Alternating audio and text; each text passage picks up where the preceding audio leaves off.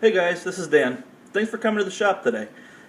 Well, the weather's starting to turn, and right now it is snowing here in upstate New York.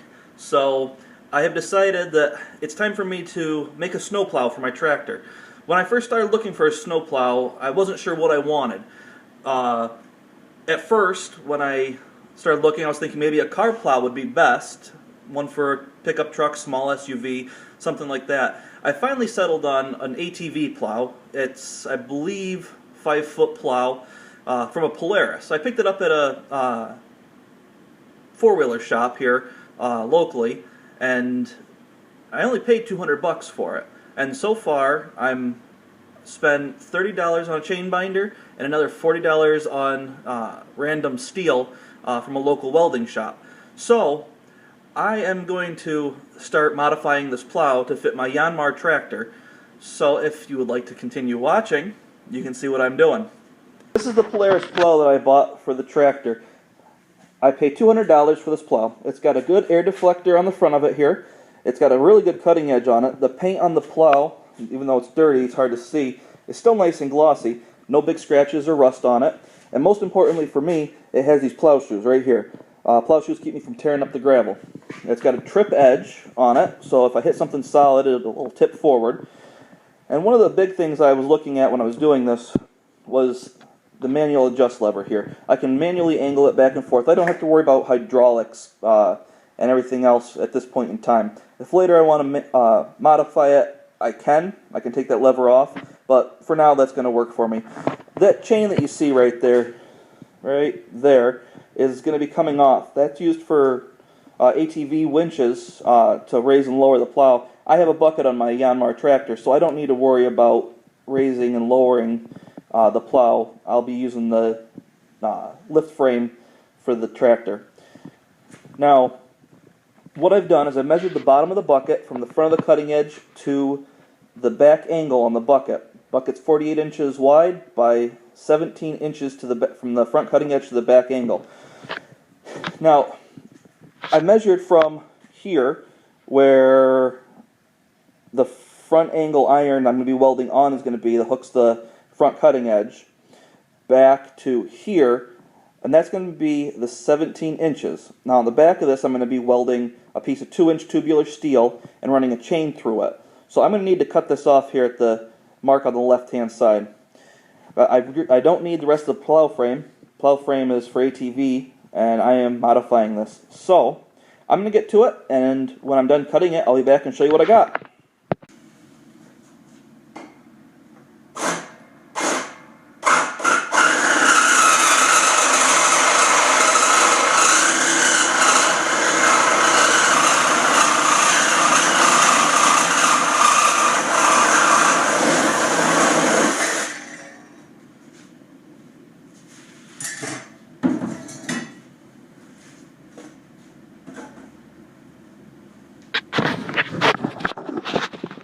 Alright guys, there you have it.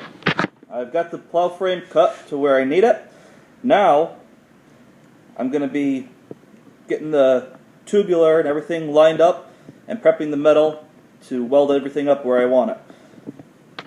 Bear with me, I'll be back. Alright guys, before doing this part, you want to make sure you have eye protection on and ear protection, which as you can see I already have. So I'm going to go ahead and get started grinding down the paint to prep this for welding.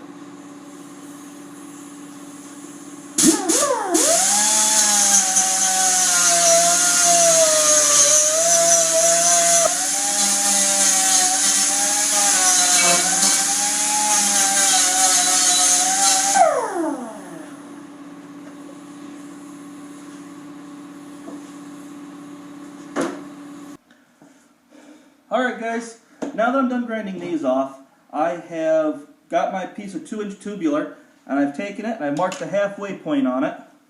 Halfway point is dead center. Now this was already the length that I needed it from the welding shop, so it worked out perfect for me. I've gone and cleaned up the ends, just get the burrs off that were already on it. Now what I'm going to do is I'm going to take this and lay it up here on top, just like so. Got my tape measure here. Now what I'm doing is I'm getting this centered on here and marked, so when I go to weld it, if it moves, I'll know. Otherwise, it's a guessing game. So I'm going to measure the outside of the frame from here to to see how long it is. It is 13 inches. Now, 13 inches divided by 2 is 6.5. So the halfway point on this plow frame is 6.5 inches. So I got to line up the line that I made on the 2-inch tubular to 6.5, which is actually pretty close. Right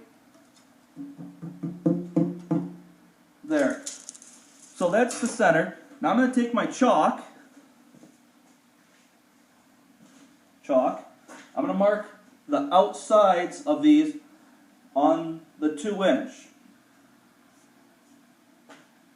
And then I'm going to mark the insides.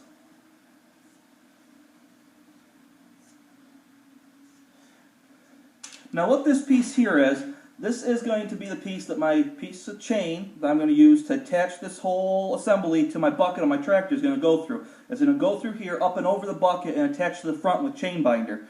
And cinch the whole thing up to the bucket, so I don't actually have to take the bucket off my tractor every time that I want to go out and plow snow, and this can easily come off. So I'm going to get to setting up the welder and bring you guys back when I have it ready.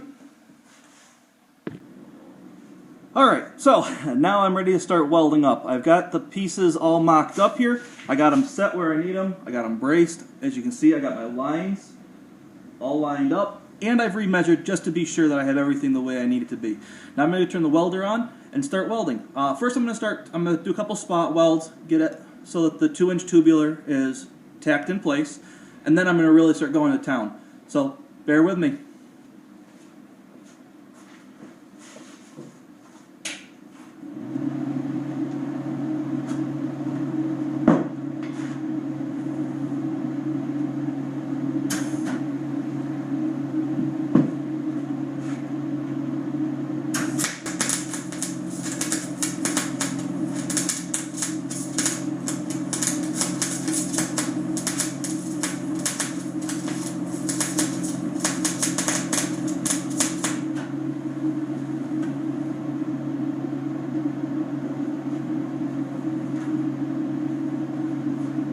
Alright guys, now that I got this tacked into place, I'm going to go and get it welded in all the way around the tubes from the plow frame to the 2-inch tubular.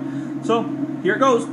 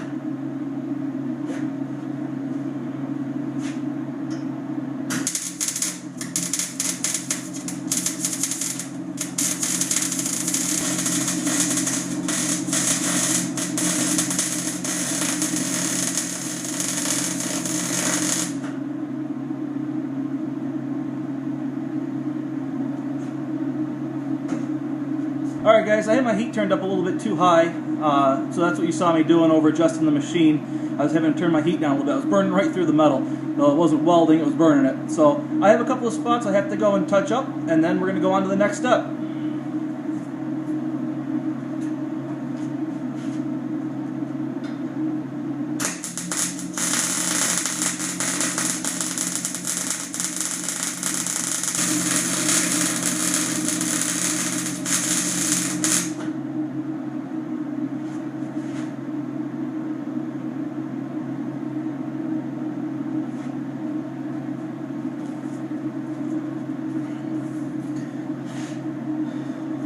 Alright, welding on the piece of 2-inch tubular for the back of the plow frame is done. Now I'm moving on to the front.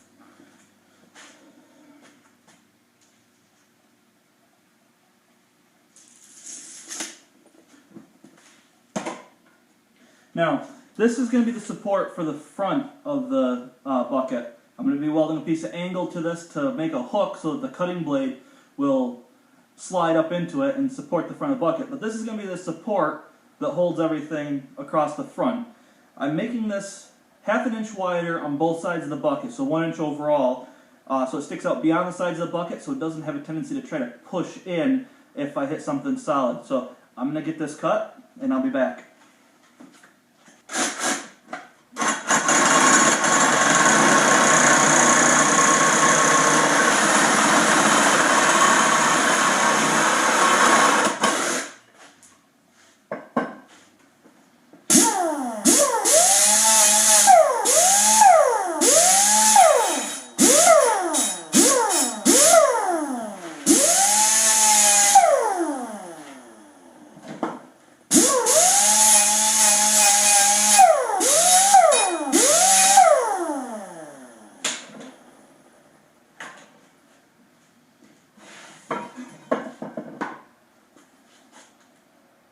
Nice clean cut. Got all the burrs off it, all set, ready to go.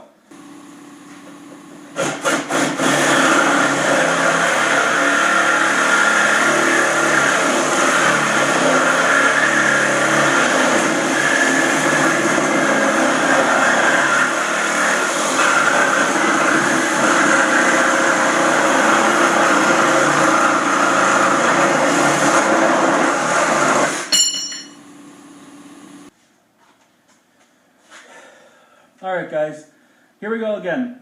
On the front side of this, we have to measure the piece of 1 inch tubular that we just cut and mark the halfway point. Like I said before, we cut it at 49 inches, so half of 49 inches is going to be, what, 24.5 inches. So, measure twice, cut once. Got 49 inches. Brings us at 24.5 inches, right there. Now, that's the halfway mark on our piece of 1 inch tubular. Now we're going to measure the distance on the outside of the frame.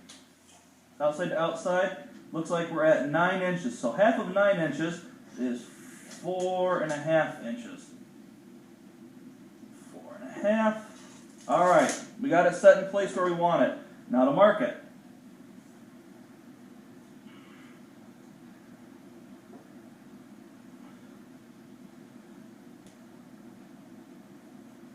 Okay, now we got that marked. Now we're going to take the piece of angle that I'm welding to the front of that, and we're going to set that on there too.